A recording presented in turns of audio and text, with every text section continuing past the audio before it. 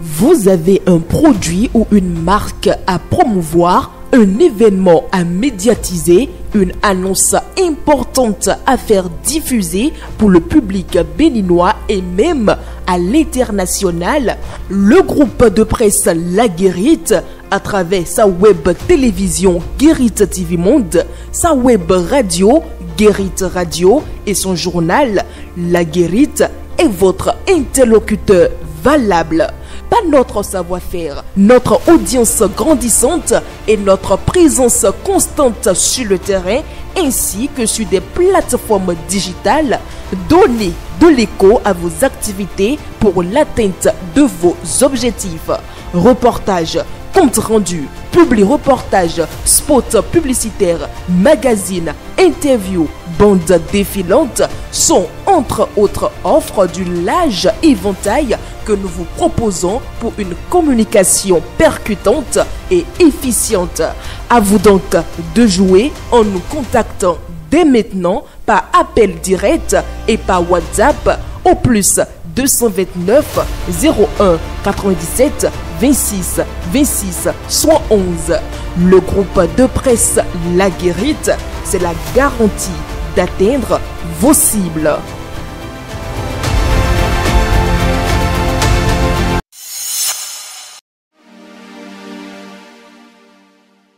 Jeudi 22 mai 2025, amis internautes de Guérite TV Monde, bonjour et bienvenue à la présentation de la une de votre journal Matin Libre. En sa manchette, le Canard affiche présidentielle 2026. Les lignes bougent enfin. Choix libre donné à UPR et le BR. Où se trouve le piège, s'interroge le journal. Les lignes bougent enfin quant au choix du duo candidat de la majorité au pouvoir. Des informations relayées par Africa Intelligent, Patrice Talon a eu, le 28 avril dernier à son domicile, des échanges avec les présidents des partis siamois, Union Progressiste Le Renouveau UPR et le Bloc républicain BR, élargi à d'autres cadres des partis suscités. L'objet de cette rencontre, le choix du duo de la majorité pour l'élection présidentielle de 2026. Allez-vous attendre, aurait dit le chef de l'État. Une consigne qui apparemment laisse penser que Patrice Talon ouvre le jeu, laisse le libre choix au parti de désigner celui qui va le succéder,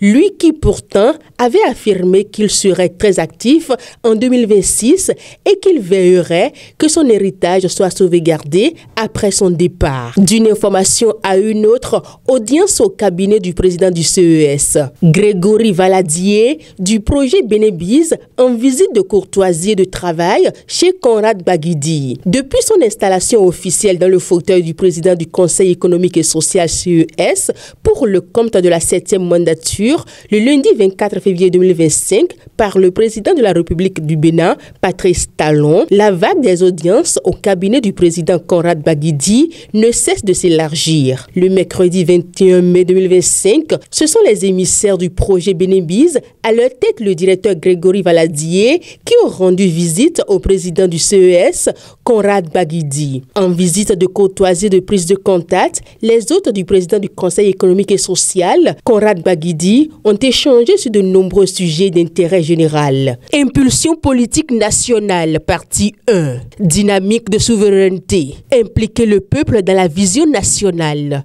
Une opinion de Kouloubou Noumovi Agbe aussi. L'information est à retrouver aux pages 6 et 7 de votre journal Matin Libre. Parlons santé dans cette présentation. Fistule obstétricale. 22 femmes soignées gratuitement. Une vingtaine de femmes souffrant de la fistule obstétricale recouvrent leur santé grâce à la fondation Claudine Talon. Elles ont été soignées gratuitement. Rendons-nous à présent dans le nord Bénin. Nati Tengu, un homme découvert décapité dans le village de Ditangwan.